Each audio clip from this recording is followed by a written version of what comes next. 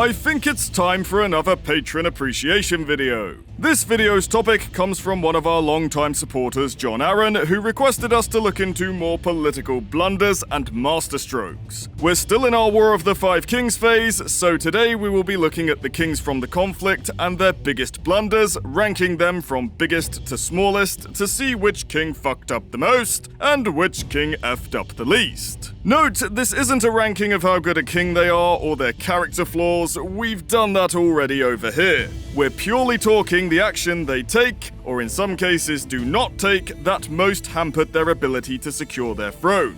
There also has to be a degree of culpability for the king. Circumstances impacted by luck or gambles that don't pay off, like battles, don't count. What we're saying is, it has to be the king's fault and no one else's for us to consider it a blunder.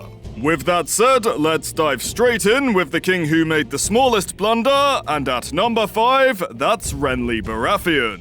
Renly didn't really make any big mistakes besides the initial staking a claim and making himself a target. But that's not really a mistake, more so than it is an unavoidable hazard that comes with the territory of being a king. Despite going out first, he's actually the ruler who fucked up the least. He gathered strong allies, formed a powerful support base, showed a willingness to come to the table to talk with Robb to expand that power further, didn't throw his army into any meat grinders, and while there are two sides to the argument about his timidity with marching on King's Landing, one being he did it on purpose to let the other factions paste each other and preserve his own strength, and the other being he was just being fucking lazy, the fact is this didn't harm the cause and achieved the same result either way. There was no need to rush to King's Landing. By closing down the Rose Road, the North and Riverlands openly rebelling, and half the other kingdoms grabbing their popcorn to watch, Renly was already effectively sieging King's Landing by depriving them of supplies from the Reach. By the time he would have got there, the population is most likely going to be throwing their arms open in relief and handing over the Lannisters for a few sacks of grain. Renly really is the only king here you could genuinely argue was a victim of Murphy's Law. He did absolutely everything right that was within his power to do, and only really fell due to factors completely outside of his capacity to control or predict. Honestly, he's only here for the sake of completionism. Hey! Do you like a bit of fun, plucky space opera served with your gritty, depression-inducing low fantasy? Well, have we got the channel for you? Stardome. It's basically these guys doing the same old shit, but about Star Wars instead. Check out the world of a long time ago in a galaxy far, far away, today. At number 4, it's the Lord of Light's chosen, the fucking Menace. Tom, how do I say the one true king's biggest blunder without acknowledging he makes mistakes? You know, because he's the fucking Menace.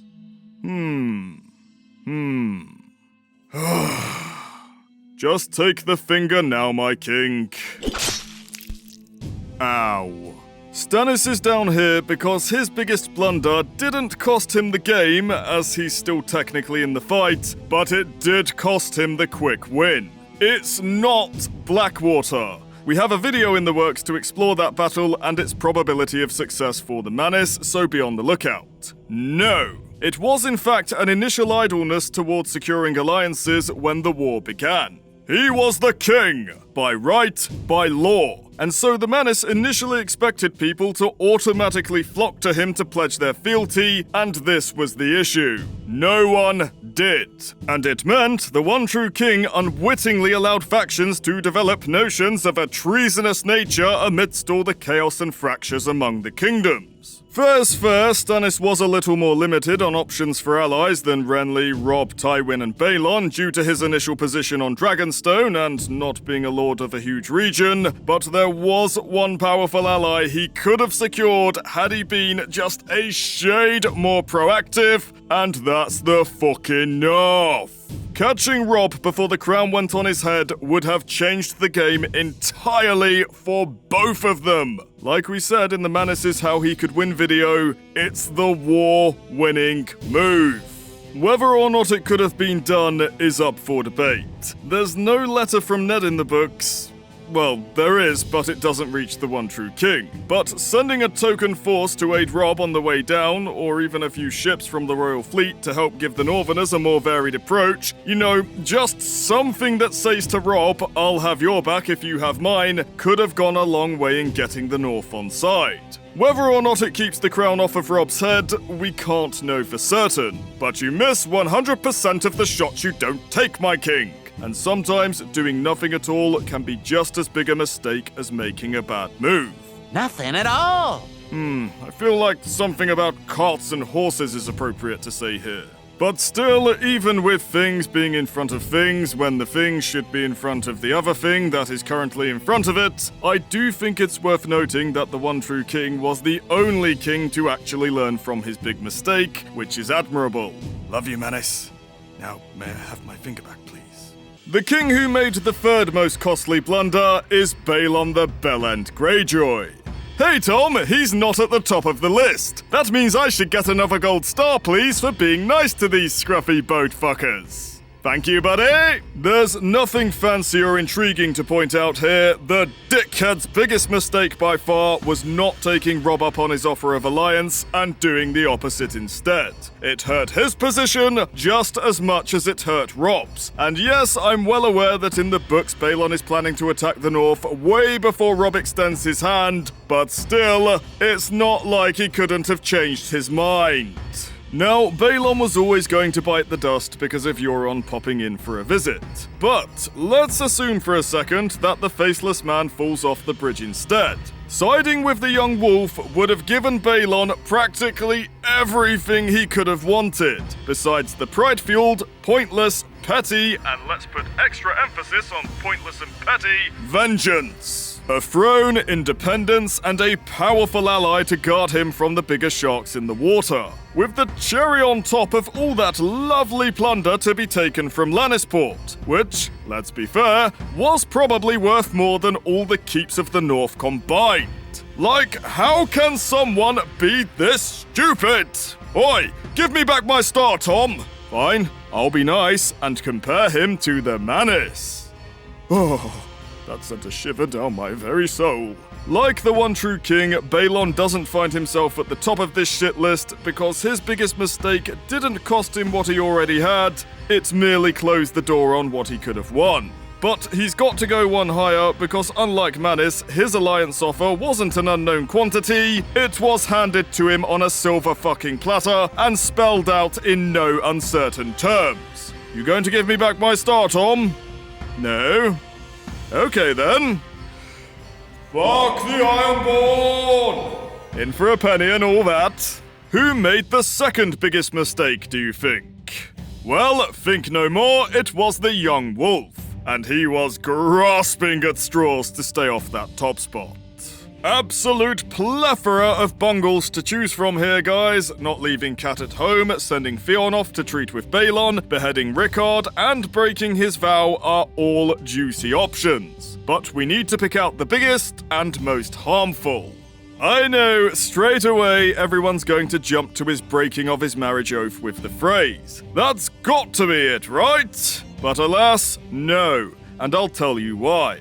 George himself confirmed that the phrase would have always betrayed Robb if he started losing, broken vow or not. Breaking that wedding vow was very harmful, but it wasn't his biggest mistake. To figure that out, you've got to ask yourself, when did Robb start losing the war? And which mistake was the domino that set it in motion? It wasn't after executing Rickard and losing the Karstarks, because that only comes about due to Kat's actions in releasing Jaime. So, taking Kat along is the biggest doozy, right? Because she releases Jaime. Well, no, because she only releases Jaime after being informed her two other sons have been killed. And how does that fake news come about? That's right, Robb's biggest mistake of the bunch is sending Theon as the envoy to Pike instead of a born and bred Nervanel like me son who has no inclination to turn cloak. It's the spark that lights the fire. Without Theon, the North would have still been hit, but Winterfell would have remained impregnable. Bran and Rickon would have remained safe, Jaime would have remained in captivity, likely moved from the reach of Rickard, the Karstarks don't desert, and while the Frey still get the finger and piss off, Robb, with valid heirs and a still fairly sizable army, is still strong enough to ward off any opportunistic stirrings within Roose, and if not eradicate, at the very least hamstring the notions of the Red Wedding. It's actually crazy to realize Robb's whole war is lost by misplaced trust in someone he'd known pretty much his whole life and really should have had the measure of. This has made me lose respect for you, young wolf, I'm not going to lie. The only thing that saved Robb from placing top of the shit list is that despite being an absolute doozy of an error in judgment worthy of top spot placement, at least there was potentially something meaningful to gain by sending Theon, unlike our number one pick.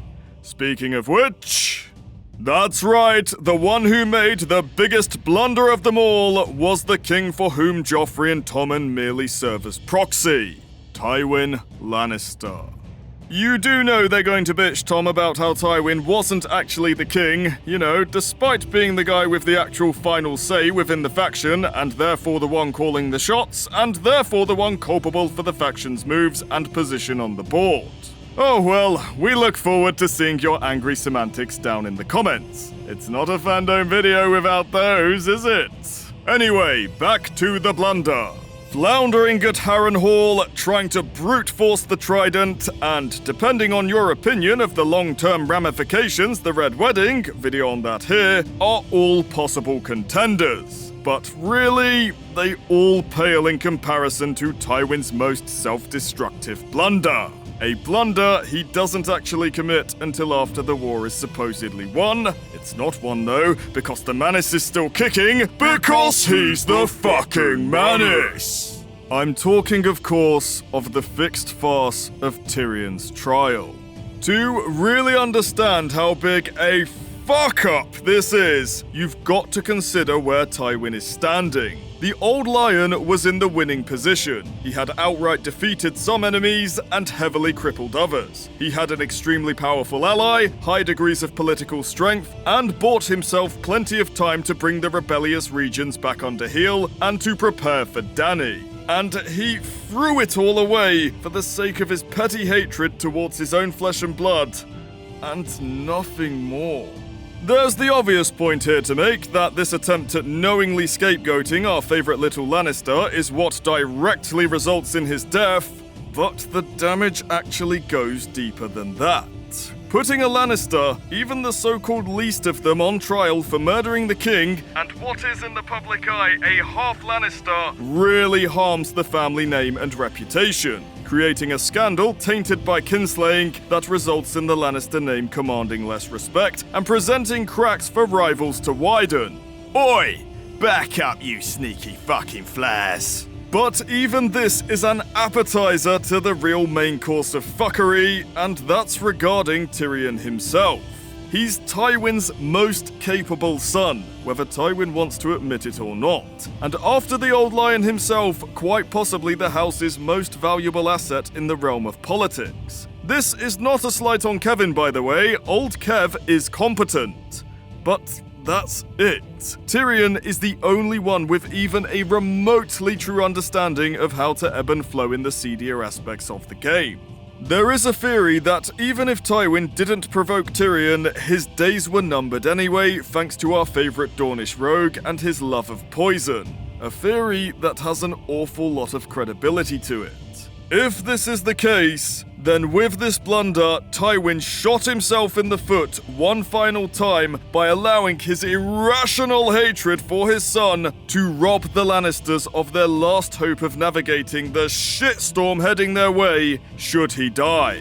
Only Tyrion had the political acumen to deal with the faith and check the Rose's power plays. Without him, post Tywin's death, the Lions are left spinning their wheels, and it's only going from bad to worse. Short term, long term, it's got to be one of the biggest mistakes made by any character in the series. and the real nail pinning it at the top spot. There was nothing to gain and everything to lose. And that's our take. Be sure to chime in your own thoughts in the comments. Who do you think made the biggest mistake out of the kings? And Tywin,